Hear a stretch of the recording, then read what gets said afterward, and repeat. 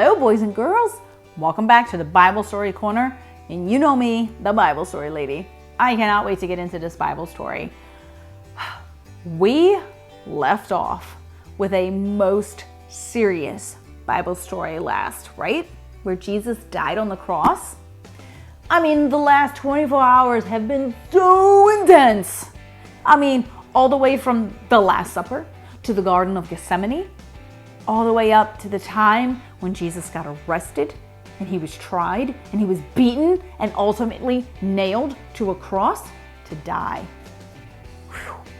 We have definitely learned a lot in the last 24 hours of Jesus' life on earth so far. Let's see what happens. When we last left Jesus, he had just died on the cross. He chose to do this, He knew it was the only way to pay the price for our sins. But once he died, everyone stood around crying. They thought Jesus had failed because he died. They didn't realize what was to come. Because, Jesus had a plan all along. The soldiers took the body of Jesus off the cross. His body was prepared for burial and placed in a borrowed tomb. Then a large stone was rolled in front of the tomb. This was done to prevent any of the disciples from stealing his body and claiming that he had risen from the dead. Because, Jesus had predicted that he would rise after 3 days. 3 days later, that is exactly what happened. God raised Jesus from the dead. An angel rolled away the stone from the tomb and Jesus walked out alive. A few hours later, some women came to the tomb to anoint Jesus' body with some perfume. Guess what they found? Jesus' body wasn't there, only his grave clothes that he had taken off. Suddenly, angels appeared to the women and said, "Why are you looking for Jesus? He isn't here. He is risen from the dead." The women went to find the disciples to tell them the good news. And over the next few days, Jesus appeared many times to the disciples and gave them important instructions.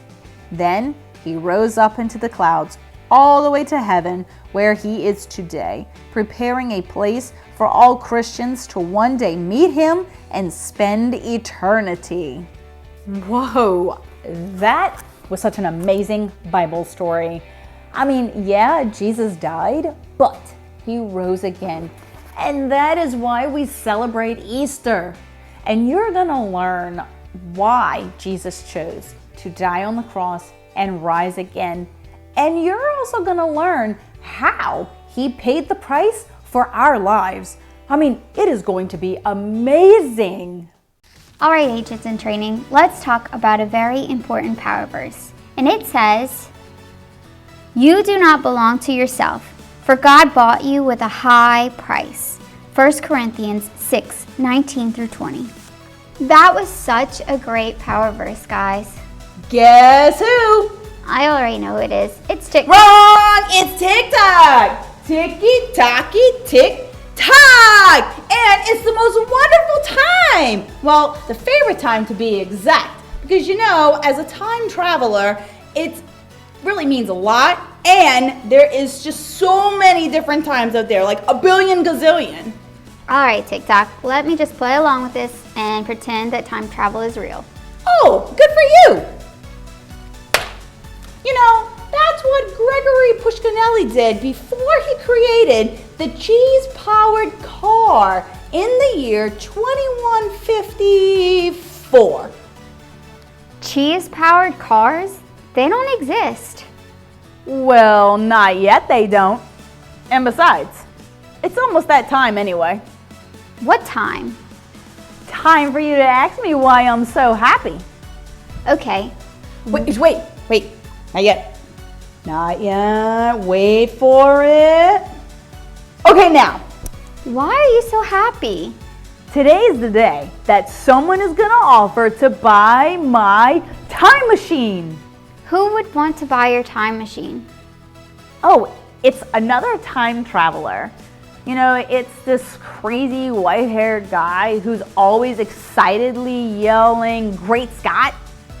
I can't quite remember his name though.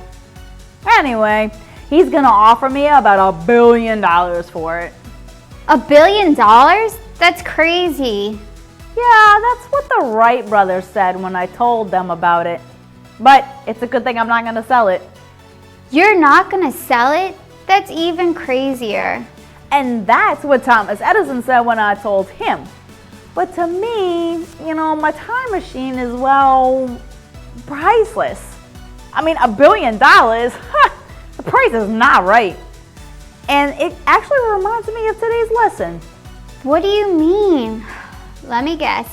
You're going to tell me that you already know about today's lesson because you're a time traveler. I sure am. Then you're going to tell us that this reminds you of today's lesson because we're talking about the price of sin, which is really high, right? You got it. Sin costs a high price. Why? The cost of sin is our souls, and because of sin, we can't get into heaven to be with God where we belong. And then I bet you're going to tell us that Jesus paid the price for our sins, right? Yep, Jesus died on the cross for our sins because he saw the high price our sins cost and paid it all. And I'm positive you're going to say that because Jesus paid that high price, we can be forgiven, right? Exactly. God bought all of us with a very high price. Way higher than $1 billion. And thanks to him, our sins can be forgiven.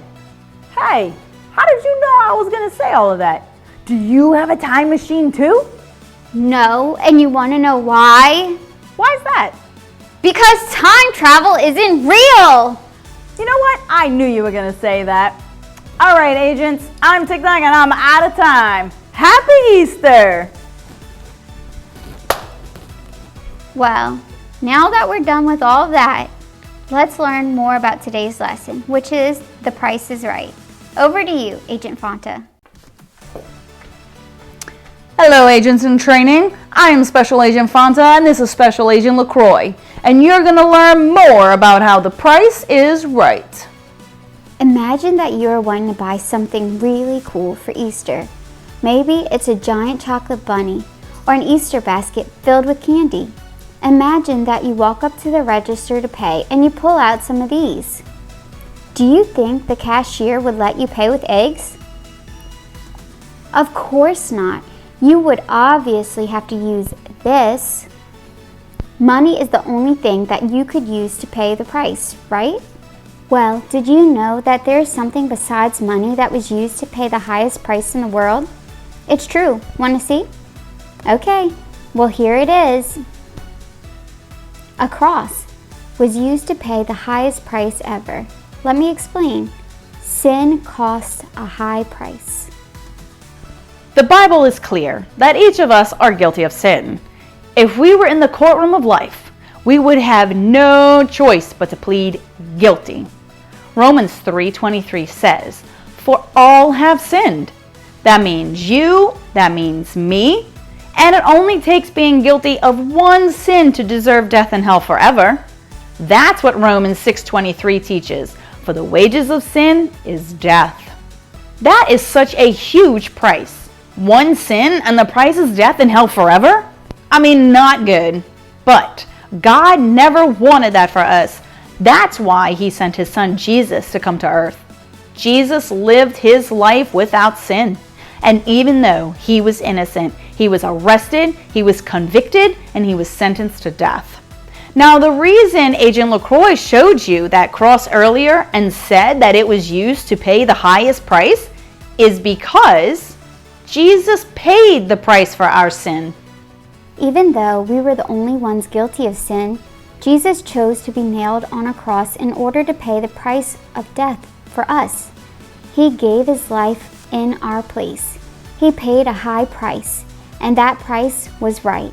The cool thing is, because of Jesus, I can be forgiven.